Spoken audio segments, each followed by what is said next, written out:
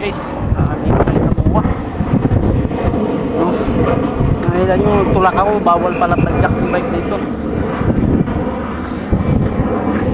Bawal daw pa-jack yung bike, kailangan tulak lang eh.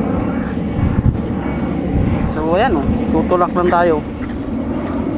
Haba-haba man lakarin natin o. Ano pa yan sa kabila o.